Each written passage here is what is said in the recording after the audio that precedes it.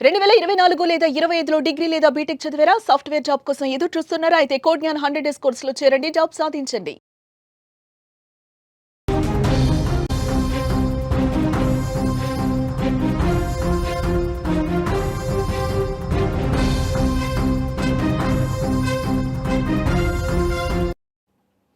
హైదరాబాద్ కేపీహెచ్‌బీలో దారుణం చోటు చేసుకుంది. అప్పుల బాధతో దంపతులు ఆత్మహత్య చేసుకున్నారు.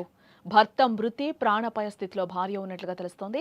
4 రోజుల నుంచి చనిపోయేందుకు వీరు ప్రయత్నం చేస్తున్నారు. ఇద్దరు ఒకరికొకరు కత్తితో ఘాట్లు పెట్టుకున్నారు. మొదట భర్త రామకృష్ణ గొంతు కోసింది భార్య, అనంతరం తాను గొంతు కోసుకుంది రమ్యకృష్ణ. వ్యాపారంలో నష్టాలు పెరిగి అప్పులు, కష్ట సమయాల్లో అండగా నిలబడాల్సిన బంధువుల ఒత్తిళ్లు, సూటిపోటి మాటలు వేధించాయి. ఏం చేయలేని నిస్సహాయ స్థితి, తిరిగి సమాధానం చెప్పలేని పరిస్థితి. 17 ఏళ్లుగా తోడు నీడగా ఉన్న వారికి తీర్చలేని కష్టాలు, తట్టుకోలేని బాధలు చుట్టుముట్టాయి. తడబడుతున్న జీవితంలో నిలబడి సాధించలేమని అనుకున్నారు. పాపం చావునే గమ్యంగా ఎంచుకున్నారు. 4 రోజులుగా చావు కోసం ప్రయత్నిస్తూనే ఉన్నారు. ఇద్దరు ఒకరికొకరు కత్తితో ఘాట్లు పెట్టుకుంటూ ఈ లోకాన్ని విడిచి వెళ్లిపోవడానికి ప్రయత్నించగా భర్త మృతి చెందాడు. భార్య ప్రాణాపాయ స్థితిలో ఉంది. హైదరాబాద్ కేపీహెచ్బీలో ఆర్థిక ఇబ్బందులతో దంపతుల ఆత్మహత్య ప్రయత్నం తీవ్ర విషాదాన్ని నింపుతోందని మనం చెప్పుకోవచ్చు. రామకృష్ణారెడ్డి, రమ్యకృష్ణ దంపతులు వీరు కూకట్పల్లి హౌసింగ్ బోర్డ్ కాలనీలోని ఓ అపార్ట్మెంట్లో నివాసం ఉంటున్నారు. రెస్టారెంట్, ఇతర వ్యాపారాలు చేస్తూ ఉన్నారు వీరు. అన్ని వ్యాపారాల్లో కూడా నష్టాలు రావడంతో అప్పుల్లో మునిగిపోయారు. సడన్ గా అప్పులు పెరిగిపోవడంతో బంధువులు, చుట్టాల నుంచి ఒత్తిడి పెరిగిపోయింది. ఈ క్రమంలోనే రామకృష్ణారెడ్డి, రమ్యకృష్ణ చనిపోవాలని ఒక పెద్ద నిర్ణయాన్ని తీసుకున్నారు. ఈ క్రమంలోనే 4 రోజులుగా వాళ్ళు శిక్షించుకుంటూ వచ్చారు. భర్త భార్యను, భార్య భర్తను కత్తితో ఘాట్లు పెట్టుకుంటూ వచ్చారు. దీంతో భర్త రామకృష్ణారెడ్డి చనిపోయాడు. రక్తం ఎక్కువగా పోవడం వల్ల ఇంట్లోనే చనిపోయి ఉన్నాడు ఆయన.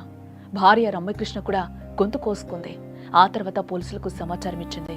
పోలీసులు వచ్చి చూసే సమయానికి భార్య రమ్యకృష్ణ పరిస్థితి చాలా విషమంగా ఉందని కూడా అంటున్నారు. వెంటనే ఆమెను ఆసుపత్రికి తరలించారు. సంఘటన స్థలాన్ని కూకట్పల్లి ఏసీపీ రవికిరణ్ రెడ్డి పరిశీలించారు. కేసు నమోదు చేసి విచారణ కూడా చేస్తున్నామని కూడా పోలీసులు చెప్తున్న సందర్భం కనిపిస్తోంది. 2025 ఆగస్టు 30వ తేదీ ఉదయం ఈ ఘటన వెలుగులోకి వచ్చింది. రామకృష్ణారెడ్డి, రమ్యకృష్ణ దంపతులు వీరు కూకట్పల్లి హౌసింగ్ బోర్డు కాలనీలో అపార్ట్మెంట్లో నివాసం ఉంటున్నారు. వీళ్ళు రెస్టారెంట్, ఇతర వ్యాపారాలు చేస్తూ కూడా ఉన్నారు. ఈ వ్యాపారాల్లో వాళ్ళకి నష్టం రావడంతో ఒక్కసారిగా కూడా వీరు అప్పుల్లో మునిగిపోయారు. అప్పులు పెరిగిపోవడంతో బంధువులు, ఇటు చుట్టాల ఒత్తిడి కూడా పెరిగింది. ఈ క్రమంలోనే రామకృష్ణారెడ్డి, రమ్యకృష్ణ చనిపోవాలని కూడా నిర్ణయం తీసుకున్నట్లుగా మనకి తెలుస్తోంది. ఈ క్రమంలోనే 4 రోజులుగా వాళ్ళు శిక్షించుకుంటూ వచ్చారు. భర్త భార్యను, భార్య భర్తను కత్తితో ఘాట్లు పెట్టుకుంటూ రావడం జరిగింది. దీంతో భర్త రామకృష్ణారెడ్డి చనిపోవడం జరిగింది. రక్తం ఎక్కువగా పోవడం వల్లనే ఇంట్లోనే చనిపోయి ఉన్నాడు. భార్య రమ్యకృష్ణ కూడా గొంతు కోసుకుంది. ఆ తర్వాత పోలీసులకు ఈవిడే సమాచారం ఇవ్వడం కూడా జరిగింది. ఆ తర్వాత పోలీసులు వచ్చే సమయానికి భార్య రమ్యకృష్ణ పరిస్థితి విషమంగా ఉందని కూడా అంటున్నారు. వెంటనే ఆసుపత్రికి తరలించారు. గొంతు కోసుకోవడం వల్ల పరిస్థితి సీరియస్గా ఉందని కూడా పోలీసులు చెప్తున్నారు. అప్పుల బాధతోనే ఈ విధంగా చేశారని, భార్య స్పృహలోకి వస్తే అన్ని విషయాలు బయటకు వస్తాయని కూడా పోలీసులు అంటున్నారు. రోజు కళ్ల ముందు కనిపించే వీళ్ళు ఇంత ఘోరానికి పాల్పడతారని ఎవరూ ఊహించలేదు అంటూ కూడా అపార్ట్మెంట్ వాసులు చెప్తున్నారు. సంఘటనా స్థలానికి కూకట్పల్లి ఏసీపీ కూడా చేరుకోవడం జరిగింది. కేసు నమోదు చేసి విచారణ చేస్తున్నామని కూడా పోలీసులు చెప్తున్నారు.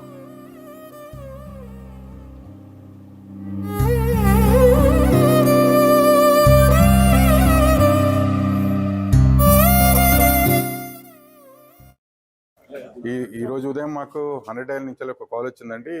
వాళ్ళని సో రామకృష్ణారెడ్డి వాళ్ళ వైఫ్ ఇద్దరు సూసైడ్ అటెంప్ట్ చేయడానికి ప్రయత్నం చేసినారు. దానిలో భాగంగానే హస్బెండ్ను లాస్ట్ 4 డేస్ నుంచి కూడా కత్తి పెట్టి వాళ్ళు కోసుకోవడం జరిగింది.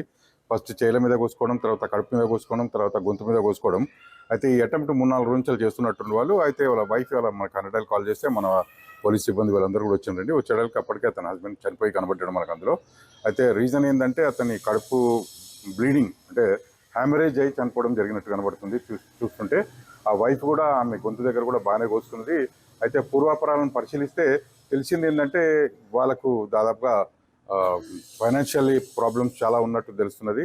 వాళ్ళు కూడా ఇంతకుముందు ఒక ఒక రెస్టారెంట్ కూడా పెట్టడం జరిగిందట. అందులో కూడా వాళ్ళు భారీ ఎత్తున లాస్ అయినారు. ఆ తర్వాత ఇంకా రకరకాల వ్యాపారాలు చేస్తున్నారు, అందులో కూడా బాగా లాస్ అయినట్టు తెలుస్తున్నది. సో వీళ్ళకు అప్పులు కూడా బాగానే ఉన్నట్టు కనబడుతున్నాయి వీళ్ళకు. సో వాళ్ళ ఫ్యామిలీలో కూడా వాళ్ళందరూ కూడా హ్యూమిలేట్ చేయడం, ఆమెతో మాట్లాడితే తెలిసింది ఏంటంటే ఫ్యామిలీలో కూడా ఆమె వాళ్ళని కొంచెం చిన్న చూపు చూడడం, ఈ డబ్బులు అప్పులు పాలవడం, సో బతికే దారి లేక మేము ఈ సూసైడ్ అటెంప్ట్ ప్రయత్నం చేసినామని చెప్తున్నారు. అయితే హస్బెండ్ మాత్రం హ్యామరేజ్ వల్ల చనిపోవడం జరిగింది. ఆమెను ఇమీడియట్గా హాస్పిటల్కి షిఫ్ట్ చేయడం జరిగింది. ఆమె ట్రీట్మెంట్ కంప్లీట్ అయిన తర్వాత ఫర్దర్ ఇన్వెస్టిగేషన్ కంప్లీట్ చేస్తామండి. అంటే భర్తను భార్య గాయపరిచిందా? ఇద్దరు కలిసి గాయపరుచుకున్నారండి. వాళ్ళిద్దరు కూడా వాళ్ళు చెప్పే వర్షన్ ఏంటంటే భార్య అని భర్త వీళ్ళిద్దరు సూసైడ్ అటెంప్ట్ చేద్దామనే ప్రయత్నంలో ఇద్దరు కత్తి పెట్టి కోసుకోవడం జరిగింది.